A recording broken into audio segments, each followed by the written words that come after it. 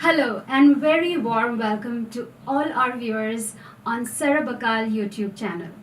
We have a very special guest today, the harp angel, Deborah Nyack. Hello. Thank you. Thank you, Deborah, for being here. And you've come all the way My from pleasure. you've come all the way from the mountains, Canmore, Yes. near Banff. Yes, that's right. Wow, that's amazing. Yes. We would love to know what instrument you play and how did your journey begin? Yes. This is a very unusual instrument, a very rare instrument. It's called a harp, and it originated in Persia centuries ago, thousands of years ago. And it's believed that in ancient times it was first from a hunter's bow. They plucked the string on the hunter's bow and said, "Oh, it sounds like a sound." They added some more sounds and it became more elaborate. So the ancient instruments were made of all solid gold and solid silver. And as it progressed through the times, the Egyptians picked it up. You'll find it in the pharaohs' temples, to the Greek ancient cultures, and then to the French ancient cultures. The design of the harp today is actually from the French design, from the palaces. And then it was taken up by the Celtic people, the Scottish and the Irish. And today this harp was made in Chicago 100 years ago. That's amazing. And you said that this whole in front piece is all gold. Yes, so the more ornate part of the instrument, which is called the column, is 24 karat gold, all hand carved and very beautiful. It is indeed. Yes. And so how is it played? Can you give Certainly. us? We bring it back on our shoulder Uh-huh. and then strum the instrument. And how do you like? Can you Would just? you like to hear it? Yes, please. Okay, so this was often played for the royals. You must understand, the harp is a very royal instrument. In fact, if you look at the very top, there's a crown.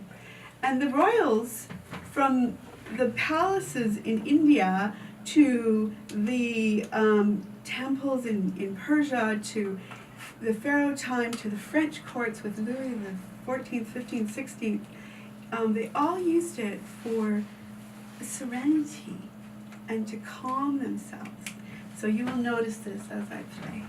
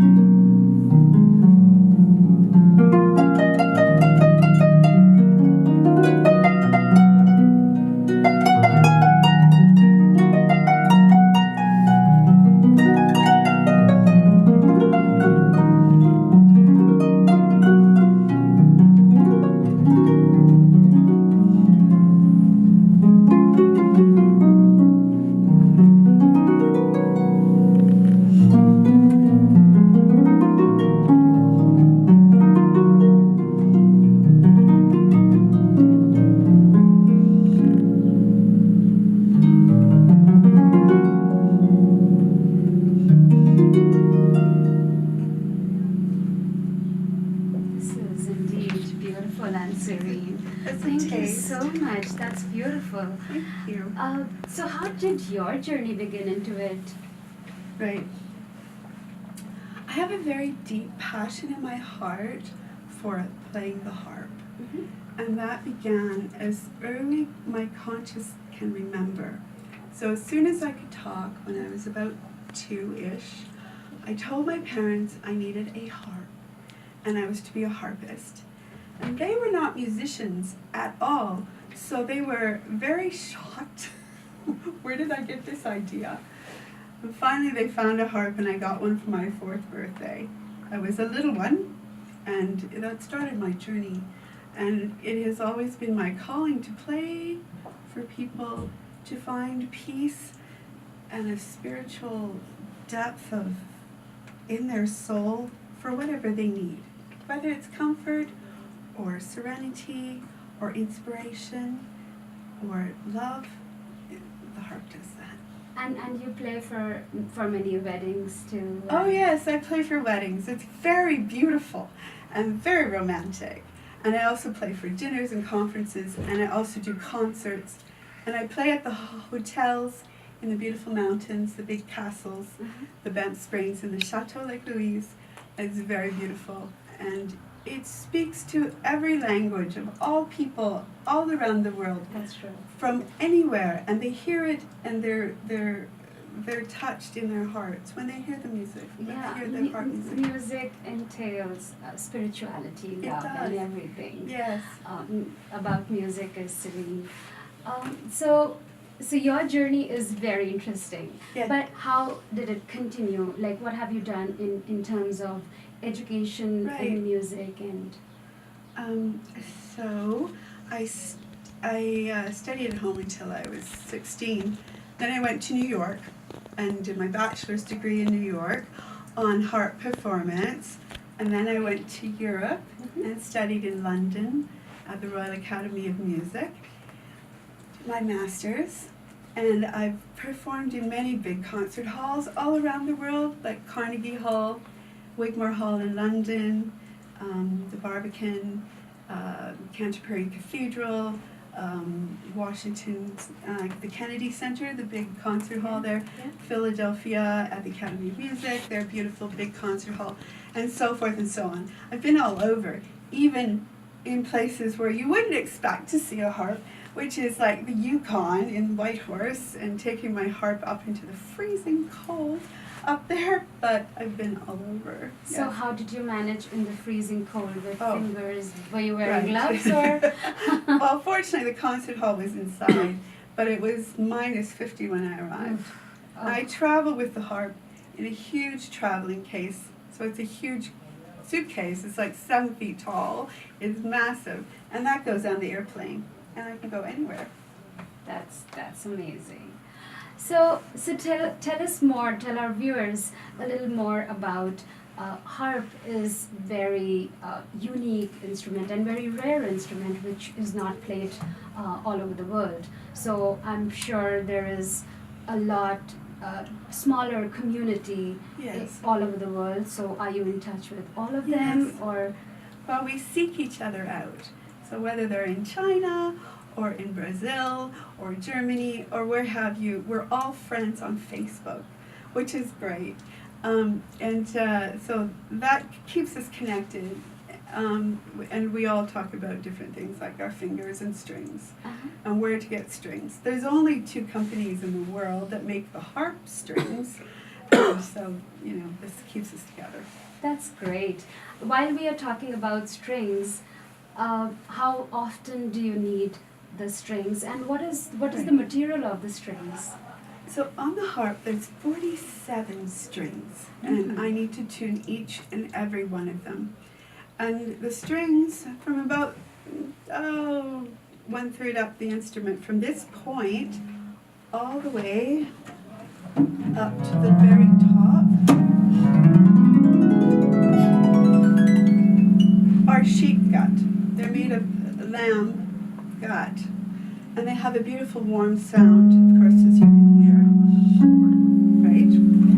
And then the bass ones, which are the long ones at the bottom of the instrument, are made of silver and silk. So they're very strong to take the long notes. That's beautiful. Yes. So do you teach as well? Because we need to keep this Right. tradition alive. This is and so true. My teacher was over 80 years old in New York, and my teacher in London was on the verge of retiring. So it is my duty and mission to teach the little ones.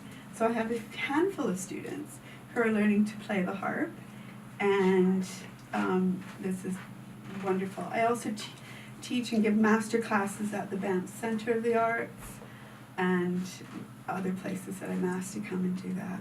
That's awesome. So master classes would be on harp itself? Yes, harp performance, how to make the instrument sound beautiful. It's very complicated. It looks easy, but it is the most difficult instrument to play. It's very difficult, but it's worth it because it's so beautiful. So all the hard work, yes. Yeah. And you play it just with your fingers? Right, and- so I don't use my fingernails, I use my fingertips. And they're very calloused at the very tip where I play. Mhm. So there's nothing between me and the sound of the instruments, just my fingers strumming. So it makes it more connected to the heart and more expressive.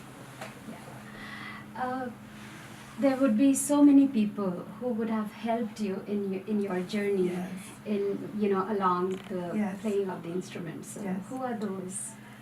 So first and foremost is my father. My father, who his heritage was from India, Interesting. and he always supported me in my learning of my instrument, in purchasing the first instrument, and driving me to my lessons, which were all the way across town. It was an hour drive every week, so that I could learn, because he understood that it was something special that came from who knows where, that I had a passion to play.